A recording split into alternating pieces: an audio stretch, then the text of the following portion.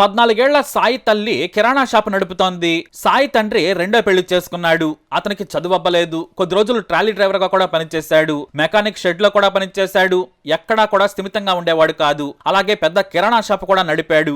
అది నష్టాలు మిగిల్చింది. అయితే ఈ సాయి మాత్రం ఎప్పుడూ ఊహాలోకంలో ఉండేవాడు. టీవీలో క్రైమ్ వెబ్ సిరీస్లు చూసేవాడు. కొన్నాళ్ల క్రితం ఓ కుర్రాడిని బెదిరించి 500 రూపాయలు లాక్కున్నాడు. అలాగే ఈ సాయికి ఓ ఫోన్ ఉంది. నిత్యం అందులో క్రైమ్ వెబ్ సిరీస్లు చూసేవాడు. సిఐడి సీరియల్ అతనికి చాలా ఇష్టం. అయితే కొడుకు చేతిలో ఫోన్ చూసి తల్లి నిలదీసింది. ఎక్కడిదిరా ఫోన్ అని అడిగింది. కానీ సమాధానం చెప్పలేదు. నీకెందుకన్నాడు. అక్కడే తల్లి కొడుకుని శిక్షించాల్సింది. మరి ఆ ఫోన్ దొంగతనం చేశాడా అంటే ఏమో తెలియదు. అయితే ఒకసారి చిన్న నేరం చేసిన సాయికి పెద్ద ఆలోచనలు వచ్చాయి. తనకు తాను సిఐడి ఆఫీసర్ అని ఫీల్ అయ్యేవాడు. తాను గొప్ప పోలీస్ అని భ్రమంలో బ్రతికేవాడు. ఇదే క్రమంలో తమ పక్కింట్లో ఉండే సహస్ర తమ్ముడితో చిన్న గలీల్లో క్రికెట్ ఆడేవాడు. సహస్ర తమ్ముడి దగ్గర బ్యాట్ ఉంది. దానికి స్ట్రోక్ బాగుంటుంది. నాకు ఇవ్వమని చాలా సార్లు అడిగాడు సాయి. కానీ సహస్ర తమ్ముడు ఇవ్వలేదు. మరోవైపు తన ఇంట్లో బ్యాట్ కొనిపెట్టమని అడిగాడు. వాళ్ళ అమ్మా నాన్న కొనిపెట్టలేదు. అయితే ఎలాగైనా సరే సహస్ర తమ్ముడి దగ్గర బ్యాట్ కొట్టేయాలనుకున్నాడు. పైగా వారితో పరిచయం ఉంది. సహస్ర పుట్టినరోజుకు ఏప్రిల్లో హాజరయ్యాడు.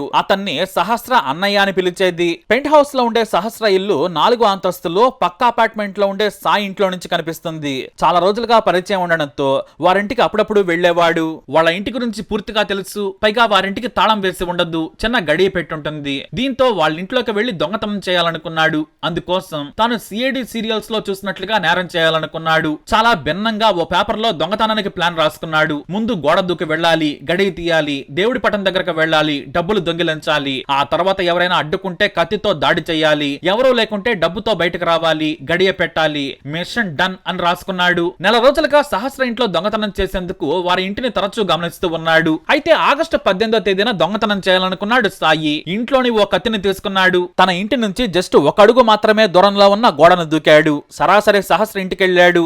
వెనుక వైపు నుంచి డోర్ తీస్తుంది. కిచెన్ కు అదే దారి. పైగా కిచెన్ లో మూలకు బ్యాట్ ఉంటుందని సాయికి ముందే తెలుసు. కానీ ముందు టీవీ చూస్తున్న సహస్రను ఇంట్లోకి వెళ్ళాక గమనించాడు. ఎవరో ఉండరని భావించాడు. ఎందుకంటే సహస్ర తల్లిదండ్రులు పనికెళ్లారు. సహస్ర ఆమె తమ్ముడు స్కూల్ కెళ్తారు. తన దొంగతనం చాలా సింపుల్ గా ముగుస్తుందనుకున్నాడు. కానీ సహస్ర ఇంట్లోనే ఉంది. టీవీ చూస్తూ లీనమైపోయింది. అయితే వేగంగా వెళ్లి బ్యాట్ ని దొంగిలిస్తూ ఉండగా ఆ బ్యాట్ కాస్త నేలకు తాకింది. శబ్దం రాగానే వెనక్కి చూసింది సహస్ర. సాయి బ్యాట్ తీసుకెళ్తూ కనిపించాడు. వేగంగా వెళ్లి సహస్ర అతని టీషర్ట్ పట్టుకుని లాగింది. మా డాడీకి చెబుతానని బెదిరించింది. దీంతో ఆమెను గట్టిగా వెనక్కి నెట్టేశాడు. ఆమె మంచంపై పడింది. ఆ తర్వాత వెంటనే కళ్ళు మూసుకొని ఆమె మెడ మీద పొడిచాడు. ఆ తర్వాత కళ్ళు మూసుకుని పదే పదే మొత్తం 25 సార్లు సహస్రని పొడిచాడు. కాసేపటికి సహస్ర నుంచి శబ్దం రాలేదు. కళ్ళు తెరిచి చూశాడు సాయి. సహస్ర చనిపోయిందని అర్థమైంది. కానీ రక్తం చెంది తన ఒంటిపై పడింది. ఆ వెంటనే వారి కిచెన్ లోకి వెళ్లి కత్తిని శుభ్రంగా కడిగాడు. చేతులు కూడా కడుక్కున్నాడు సాయి. మెల్లిగా బయటకొచ్చి చూశాడు. ఎవరూ లేరు. ముందు నుంచి గడియ పెట్టేశాడు.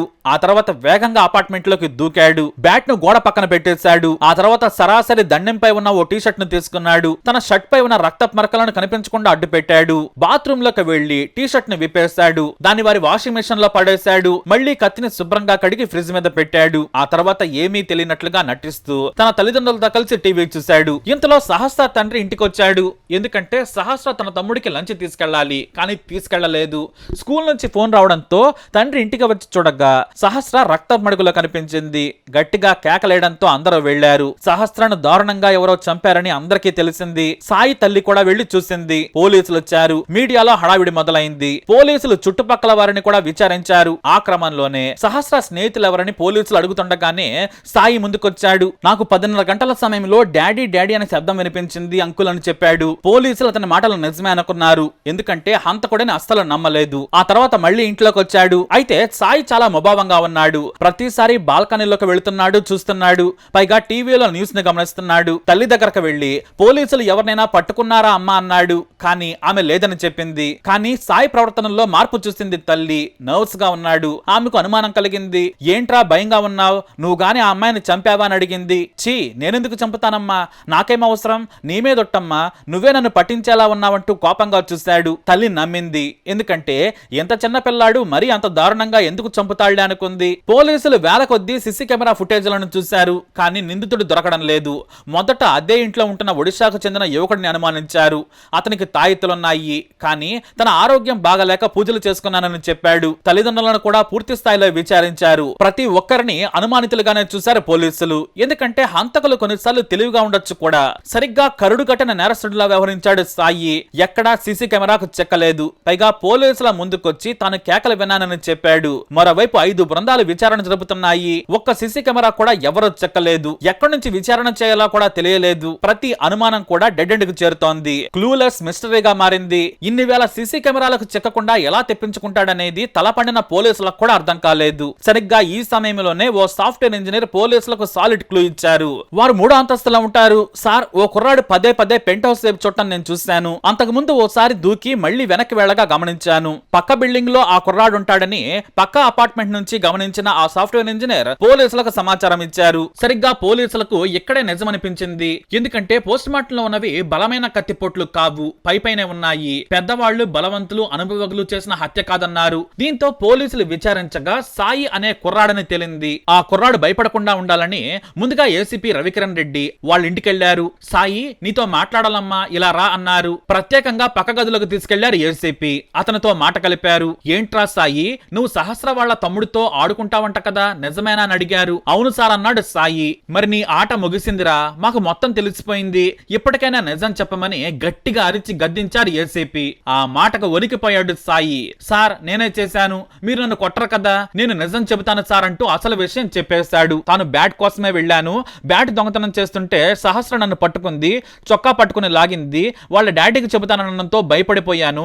సహస్రను నెట్టేసి కళ్ళు మూసుకుని పదే పదే చంపాను.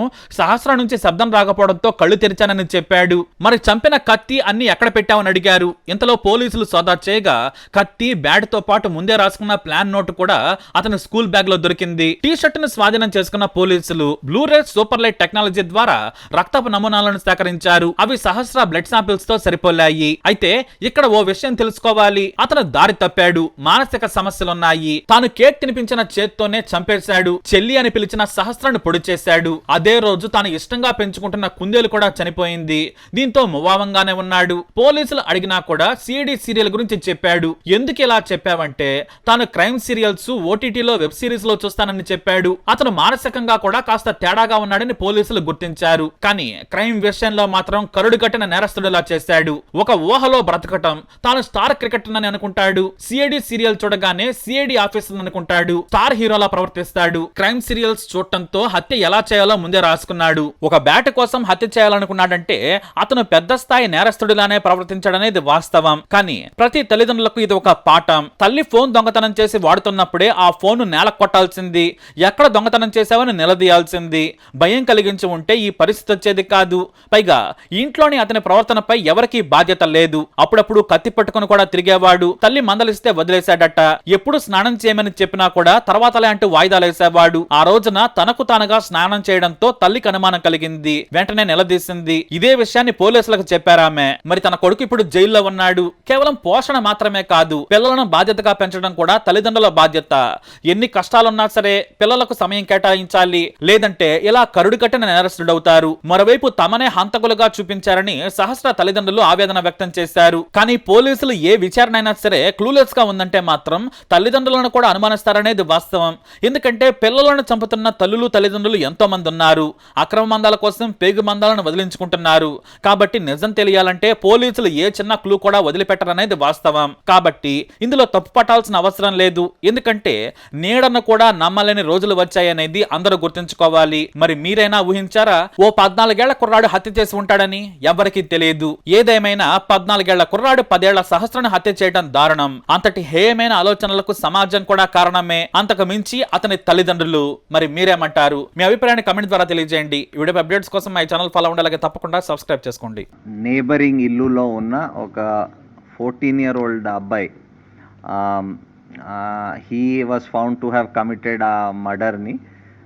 బేసికలీ ఆయన ఏం చేశాడంటే వాళ్ళ ఇల్లు దగ్గర దగ్గర ఉంటుంది. సో వీళ్ళ టెర్రస్ నుంచి వాళ్ళ టెర్రస్ వరకు విదౌట్ ఎనీ ప్రాబ్లం వెళ్ళిపోవచ్చు, దూకి వెళ్ళిపోవచ్చు. సో ఆయన ప్రకారం ఆయన దూకేసి అక్కడ వెళ్ళి ఒక క్రికెట్ బ్యాట్, వాళ్ళ ఇంట్లో ఒక క్రికెట్ బ్యాట్ ఉంటుంది, ఆ క్రికెట్ బ్యాట్ దొంగతనం చేయడం అని, అది ఆయన దగ్గర పెట్టుకోవడం అని అనుకొని వెళ్ళాడు. సో అది వెళ్తప్పుడు అక్కడ అది బ్యాట్ తీసుకొని బయటకు వస్తప్పుడు ఆ పాప హ్యాస్ సీన్ హిమ్. చూసినాక వెంటనే అరిచింది. అరుస్తే ఈయన భయపడి ఇమీడియట్లీ ఆమెకి అక్కడ ఆ ఇంట్లో బెడ్రూమ్లో తోసేసి అక్కడ ఆయన ఒక నైఫ్ పట్టుకు వెళ్ళాడు.